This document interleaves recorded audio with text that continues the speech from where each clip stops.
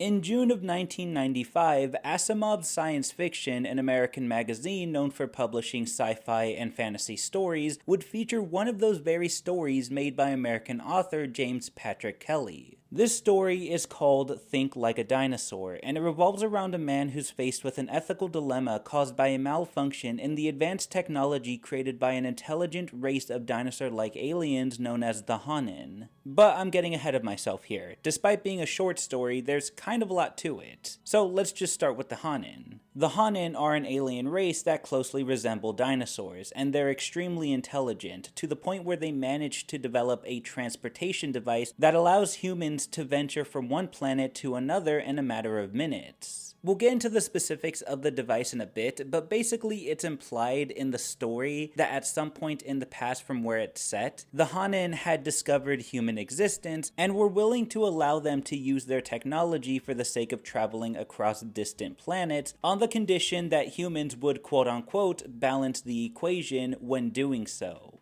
But what does that exactly mean? Well, the way the device works is that it is essentially a large glass ball the size of two elephants as the story describes it. Within the glass is a table that the jumper, or the person who wants to travel to another planet, has to lay on. What this machine essentially does is creates an exact duplicate of the jumper's body at the planet they're traveling to. The jumper awakes in that duplicate body, leaving behind their original body, which becomes what the characters call a redundancy, that ends up getting disintegrated to balance the equation. While it isn't completely specified what kind of consequences there could be to having more than one version of every person in this universe, it's implied to be dire if the original is not destroyed after a jump or interstellar travel. I assume that it could lead to some kind of paradox that would more than likely affect the world negatively if harmony is not restored. Harmony is a word that the Hanin use when referring to a perfectly balanced universe, and when something is disturbing that balance, harmony has to be restored. This is a philosophy that the Hanin strictly follow, and are able to follow because unlike humans, the Hanin are completely devoid of emotions, and thus are not driven by them. It's not because they are bad or evil creatures, but rather it's just their way of life. That being said, what they say or do can be seen as cold to humans that do come in contact with them. Speaking of contact, due to Earth's different atmosphere, the Hanin don't actually reside on Earth. While I don't recall the story revealing the Hanin's planet of origins, the base of operations, which is called the Tulin Station, is situated on the moon. Despite being depicted as theropod-like dinosaurs, the Hanin are actually vegetarian pacifists. But that doesn't stop them from being able to easily make the tough decisions that a human being would more than likely have a hard time making due to our ethical and moral structures, which is something that the Hanin even make fun of the humans for, calling them babies and weeps for having that kind of emotional barrier that can interfere with their decision making. Of course, that tough decision is in part with destroying the redundancy or the original body of the jumper, but also just having the mentality to be able to keep harmony within the universe at whatever costs necessary. Considering what the Hanin are asking of the humans, why do the Hanin trust them with their tech? Well, it's established that not every Hanin does, and there are only certain people that are even allowed to have access to the machines that make this happen. This is where we finally get our main character, Michael Burr. Michael is actually the only human on the Tulin Station, meaning he's pretty much the only human that has kind of sort of full access to the Hanin's technology, and he doesn't even really do that much. His job is pretty simple: escort the jumpers to the glass ball that they call the marble, allow the Hanin to do their job in transporting the jumper, and push the button that destroys the original jumper's body. Keep in mind, the way the teleportation is supposed to work from at least the jumper's perspective is that they become unconscious in their original body at point A, which would be the Tulin Station,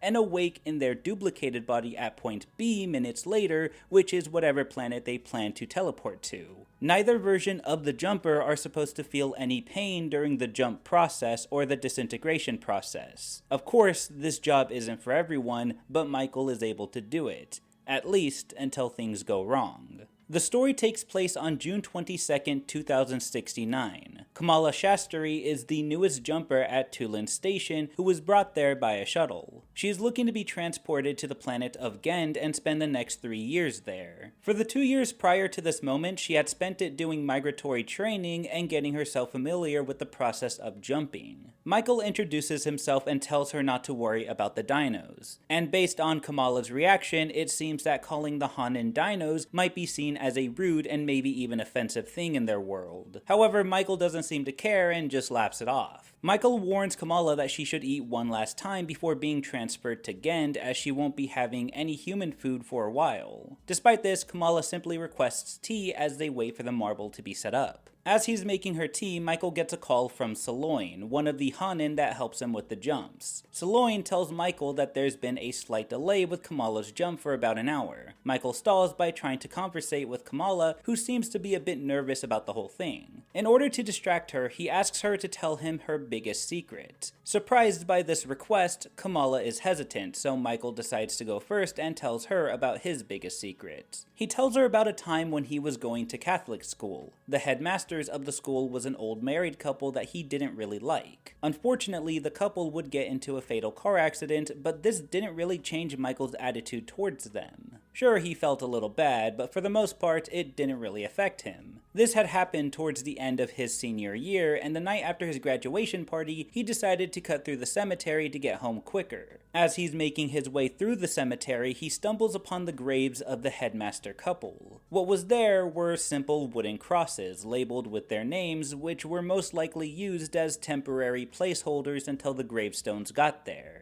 Michael took advantage of this moment and switched the crosses and ran away. Kamala doesn't seem too amused with this story, but my guess for why Michael is so comfortable telling her this is due to the fact that he spends a lot of time with the Hanan, who aren't so much bothered by what he did as they are with the overall idea with burying the dead at all. To them, it just seems unnecessary. But their cold nature is probably something that Michael has gotten used to. However, this wasn't the big secret. Michael says this occurred during a warm June night, and after he switched the crosses, the air became cold, the wind blew hard, and his feet felt heavier. In a panicked state, he had turned around and switched the crosses back to their original place and ran away from the cemetery.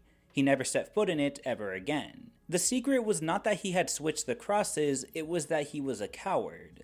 Regardless, after telling the story, him and Kamala get a good chuckle out of it. Michael tries to pressure Kamala to tell her secret, but hers is more sad than anything, at least according to her. Kamala tells Michael about a time when she was a little girl and living in a building with her strict parents. One day she gets approached by an old woman named Margaret Ace who has exo-legs on. Despite having these, she's still slow and asks Kamala if she can go get groceries for her, and in exchange, she'd give her a little bit of money. Kamala knew that it wasn't groceries Margaret was looking for, but rather just someone to talk to. Her husband and daughter had both died and she lived all alone, and to ease that, she was willing to pay Kamala to go get her groceries and use that as an excuse to talk to her for a while. This is where Kamala's secret takes a pause as Saloin calls Michael again to let him know the machine is ready. Michael takes Kamala to the marble, who refuses to give up the rest of her secret. Michael finally readies her in the marble, and right as they're ready to complete her jump, something goes horribly wrong. Somehow there's a corruption in the system that keeps Kamala from jumping. As a result, Kamala is kept in the marble for much longer than she's supposed to be, and all at the same time she's feeling the entire process coursing through her body. She screams in pain, causing Michael to pressure Saloin to open it. Once she does, Michael gets Kamala out, who at this point is in an almost feral state after the pain she had just experienced, scratching and even insulting Michael. Once she's calmed, Michael takes her back to the kitchen station. He tries to assure her that what had just happened was a rare occurrence that had never happened before, and that the next trip in the marble would go by smoothly. But Kamala doesn't want to go back in, refusing to undergo that pain again. It's here she finally reveals the end of her secret, as she was forced to be reminded by it. And that, coupled with the corruption while she was in the marble, caused her to panic while she was in it. Kamala continues the story by saying she had one day after school gone back to Margaret's building number. Inside, Kamala had discovered her lifeless body. Scared not only because of the dead body in front of her, but also getting in trouble with her parents, Kamala ran out of there and went home. Only now as an adult she realizes that probably one of the reasons why Mrs. Ace befriended her was that if she had ever passed away, then maybe she would notice and tell someone. If this was the case, Kamala had failed, because she had told no one and Margaret's body would not be found until weeks later. As she finishes the story, Michael gets yet another call from Saloin, who reveals to him that Kamala did end up completing the jump. It was confirmed that her duplicate had awoken in Gend, but her original self was still here. This meant that harmony was not in place, and something had to be done about it. Michael knew what Saloin was getting at, and refused. He wanted to see if there was an easier way out of this mess. Without telling her, the first idea was to try and urge Kamala to complete the jump by getting back into the marble and be disintegrated as the process usually goes. Kamala frustratingly refuses to do so, and at this point Michael is agitated. Despite her original version being awake, the Kamala in Tulin Station is considered to be nothing more than a redundancy that had to be disposed of, and since it's Michael's job to do that, he's tasked with balancing the equation. With her refusal to get back into the marble and the consequences of an unbalanced universe in his hands, Michael is faced with a tough decision. Even if he wanted to carry out this deed, without Kamala going back into the marble, there was no easy way to do it. The agitated Michael tries to get Kamala back into the marble one last time, and after she refuses, he ushers her to the shuttles. The only way to save Kamala is to get her off of Tulin Station, so he tells her that he has a shuttle waiting for her to take her back. But when they reach the shuttle room, Kamala notices that it's empty, but before she can say anything, Michael grabs her and throws her in. He shuts the inner door and opens the outer door. He looks away as the vacuum of space sucks Kamala from the station. But it doesn't seem to work right away. She seems to have grabbed onto something, making Michael feel all the worse. Not only was he faced with making this decision causing him to have to trick Kamala to her demise, he had to hear her final moments before finally being carried away. Soon, the thumps disappeared, and everything was quiet. Michael finally did it. He was able to think like a dinosaur.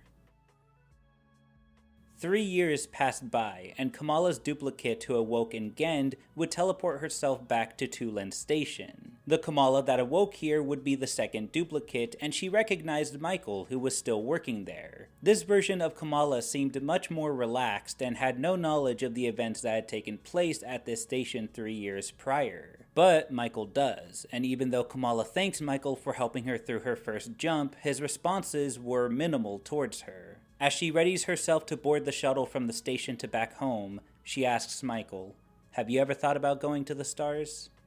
"No," Michael responds with, and her final words towards him are, "It changes everything." Michael's response, "I know."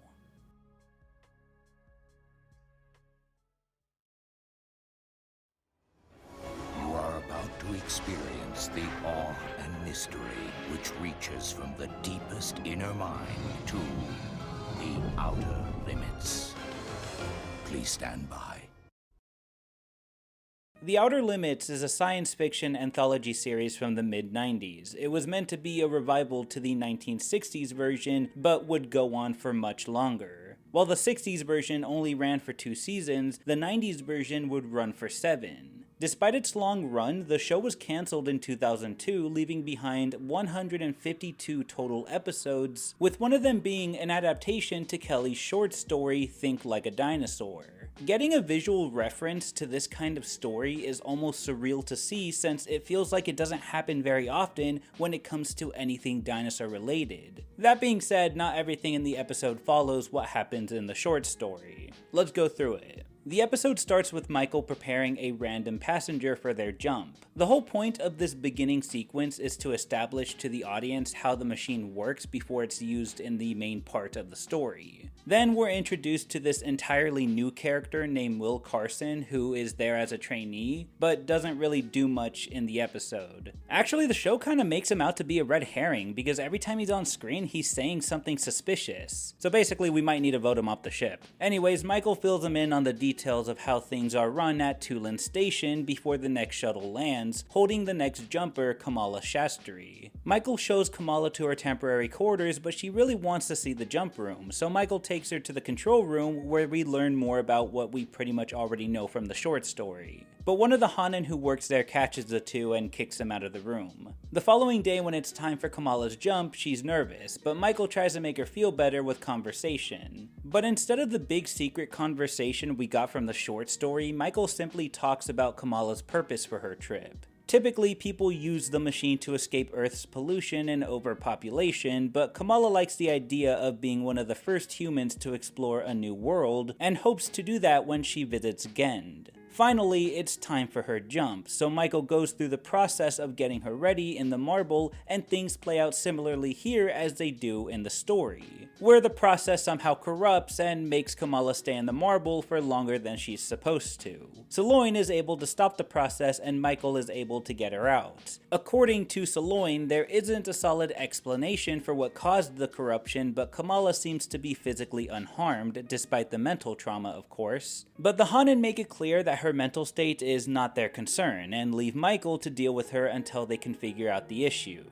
As he's making his way back, Will follows Michael, where Michael is like, "Will, are you the imposter or not?" Turns out he kinda was, because he wasn't actually there as a trainee, but rather a psychiatrist. Basically, he's a spy that was sent there to spectate Michael as an added measure to evaluate and confirm that he's able to balance the equation, aka do his job right. Of course, Michael's insulted by this, but through their argument, they mention a previous person that used to be in his position that still managed to bug out when it came down to balancing the equation, which would have jeopardized the Hanin's trust with the humans with their technology. So to ensure that doesn't happen again, Will was sent to observe Michael. From here, Michael checks in on Kamala, who is mentally scarred from what she went through and refuses to complete the jump. Michael conversates with her a little bit more, where we learn that the reason why Michael keeps himself at this job is due to the loss of his wife, who had died 5 years prior. But what kept him going was his daughter that he had waiting for him back at home. Michael is then called upon by the Hanin, who tells him that Kamala did end up making it to Gend, and the original one is now a redundancy that needed to be taken care of. Of course, Michael knows what that means, which puts him in the same ethical dilemma that he faced in the short story. He argues about it with Will, who's adamant on following the Hanin's philosophy of balancing the equation. Michael attempts to convince a stubborn and mentally scarred Kamala to finish the process, who at this point doesn't know that she's already a redundancy. Michael uses this to his advantage by telling Kamala that she's wasting an amazing opportunity by not completing the jump. This convinces her to get back into the machine, but she gets cold feet right as they enter the room and once again refuses to go back in. Saloin, who's in the control room, tells Michael that she must in order to balance the equation, and it's here Kamala suspects that something is going on. Michael then tells her the truth, to which she's not too happy to hear about, and then he tries to talk to Saloin about possibly just letting Kamala go. But even if that didn't cause some kind of consequence to the universe, it's clear that the Hanin want the humans to follow their strict protocol if they are to use their tech, and letting a redundancy go would be all that they need to shut everything down for the humans. After contemplating his next move, Michael goes for an emergency case containing a gun, and quite literally goes on a hunt for Kamala. Man, Michael's just he really wants to get rid of this imposter. I think he's suspecting Kamala. I don't know. I don't think he's good at this game. Kamala's like, hell no, I'm not getting voted off, and tries to fight him, but fails. However, Michael is weak to pull the trigger, and instead tries to help Kamala escape the station. He does so by temporarily hiding her in a closet until the shuttle is ready for her. And that does seem to be the genuine plan this time, until of course Will gets in the way. He tries to convince Michael that Kamala is nothing more than a redundancy, and letting her leave the station will doom everyone, including his daughter. Angered and frustrated at the entire situation, Michael knocks Will out and goes back to Kamala and gets her to the loading station to wait for the shuttle. As he's doing this, he starts to think about his late wife and his daughter who's waiting for him back at home. This finally breaks Michael, and he closes the inner door behind her and opens the outer door, letting the vacuum of space kill Kamala Shastri. AKA he found the imposter and voted her out. Haha, Dinosaur Among Us equals big funny. This meme is dead, why am I doing this? Anyways, 2 years pass by and Michael is still working on Tulin Station. The episode ends with Kamala making her return and recognizing Michael from her initial jump a few years prior, but he plays it off as if she's remembering someone else. What I really love about these stories is that it shows that dinosaurs can be used as examples in science fiction in ways that's more thought-provoking and meaningful than how they're used traditionally. In Think Like a Dinosaur, they're used as a contrasting ideology that challenges our own. Because in the story, this is the first time humans have contacted something more intelligent than them, and this otherworldly life don't do anything based on emotions. Part of human intelligence is that we're able to make critical decisions not just from what we know, but also from what we feel. Of course, how we feel about something can overpower our abilities to make the logical choices in a tough situation.